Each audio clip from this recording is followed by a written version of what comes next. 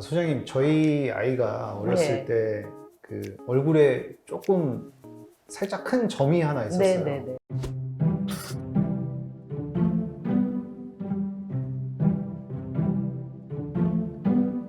아이들이 정말 그거를 네. 견뎌내기 어려워한다. 네. 그러면 그 방법도 저는 개인적으로는 나쁜 건 아니었다고 네. 생각을 하고요. 네네. 그래서 오늘은 한번 정말 어떻게 할 때 네. 아이들이 귀하다고 스스로 느낄 수 있는가 네네. 하는 자존감에 대한 이야기를 좀 나눠보려고 해요. 네네네. 지금 대표님이 질문하셨던 것 같처럼 그 점이 있는 것 때문에 아이가 굉장히 괴로워했다 네. 하는 얘기를 하셨잖아요. 자존감이라는 건 어떤 의미에서 남이 어떻게 생각하는지 전혀 중요하지 않아요. 그러니까 객관적인 데이터에 의해서 뭔가 형성이 되어지는 것도 아니고, 어떤 의미에서 자존감이라는 거는 굉장히 이렇게 감정적인 판단에 의한 것이에요. 그렇기 때문에 대표님이 해주신 방법은 잘하셨던 것 같아요. 저는 그렇다고 뭐 뭔가 시술과 막 이런 기술을 좀 적극 활용하자 이런 거는 아니지만 아이에게 그 부분을 제거할 수 있는 어떤 계기가 될 수는 있었을 거라고 생각을 해요. 그래서 자존감을 정말 잘 키워주기 위해서는 아이 스스로 귀하다고 생각할 수 있을 정도로 부모들이 해주시는 게 굉장히 중요합니다. 그래서 자존감을 형성하기 위해서 부모들이 좀 도움을 주셨으면 좋겠는데요. 어떤 도움들이 있을 거냐면요. 우리가 아이들이 사랑하는, 자신이 사랑받고 있는 존재라는 것을 믿을 수 있도록 하기 위해서는 매일매일 우선적으로는 아이의 상태와는 무관하게 조건 없이 부어주는 사랑이 필요합니다. 여전히 사랑하는 것이 기초입니다. 사랑을 무조건 많이 해주시고요. 그렇게 해주시다 보면 아이들이 자립심을 가지면서 초등학교 되어지면 자립하려고 하는 의도를 갖게 돼요. 그때 정말 그게 의미 있고 너가 정말 잘하고 있는 일이라는 것을 확신할 수 있도록 도와주는 게 필요합니다. 그리고 아이와 재미있게 시간을 보내고 놀아주는 것도 굉장히 자존감을 증진하는 데 중요한 요소인데요. 왜냐하면 그 이야기는 부모로서 그 아이에게 시간을 보내도 좋을 만큼 너는 정말 의미 있고 귀한 존재라는 것을 아이에게 전달해 주는 방식이에요. 그래서 재미있게 함께 놀아주는 것이 자존감을 증진하는 데 굉장히 중요합니다. 그런가 하면 동시에 자존감을 형성시키는 데 도움이 되는 거는 적절한 책임감을 부여하는 거예요. 그 얘기는 뭐냐면 아이가 스스로 집안일을 할 수 있도록 해서 그 가정 내에 어떤 역할을 함으로써 의미 부여가 될 수 있도록 돕는 거예요.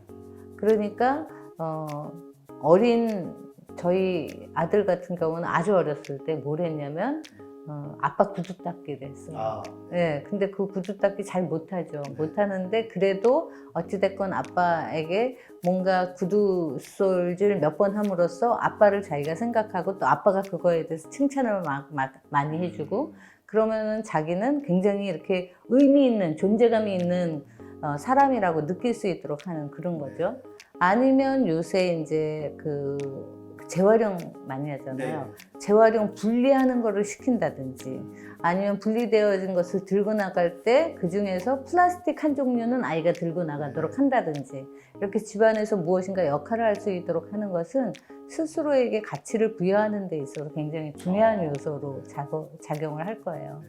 그런가 하면 동시에 적절한 좌절을 할 수 있는 좌절의 제공이 좀 필요합니다. 왜냐하면 이 좌절한 상황 속에서 내가 무엇인가 극복을 한 경험이 있어야지 이게 자존감이 높아지는데, 우리의 현실은 부모님들이 모든 좌절 요소를 앞에서 다 칼질하고 해가지고 길을 먼저 만들어놔요. 그러니까 아이에게는 좌절의 경험이 없으니까 정말 조그만 좌절의 환경이 와도 자존감이 무너지고 그냥 거기서 실패를 하게 되는 거죠. 그래서 약간의 건강한 좌절감을 경험할 수 있는 경험은 되게 중요해요. 그래서 그 부분을 적절하게 완벽함을 기대하는 게 아니라 그 상황 속에서 아이가 잘 행위할 수 있도록 돕는 그런 작업을 하는 게 필요하죠. 역시 자존감을 키우는 데 있어서 대화 방법이 굉장히 중요해요.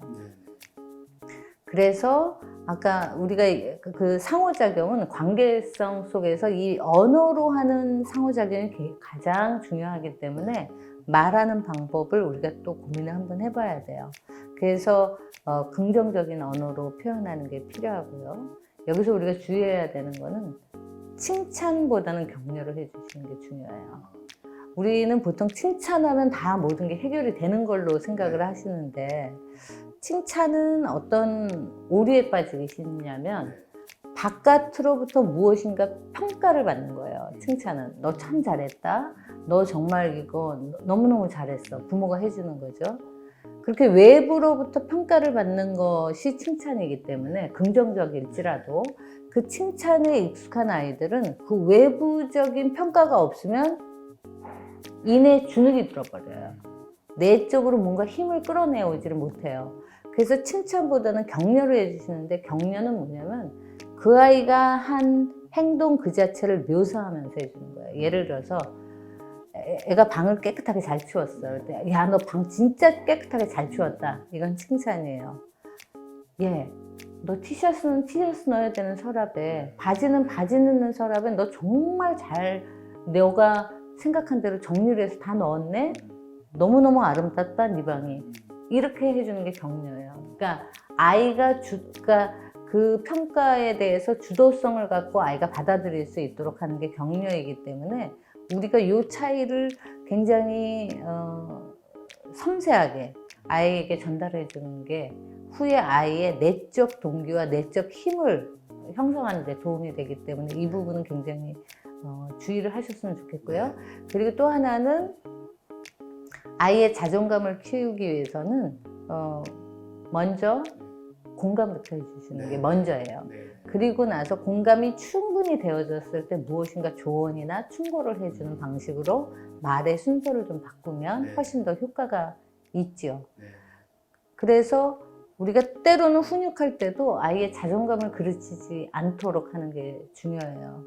그래서 뭔가 잘못한 행동을 훈계할 때, 훈육할 때 그 아이 자체를 평가할 때 부정적으로 평가하시면 안 되고요.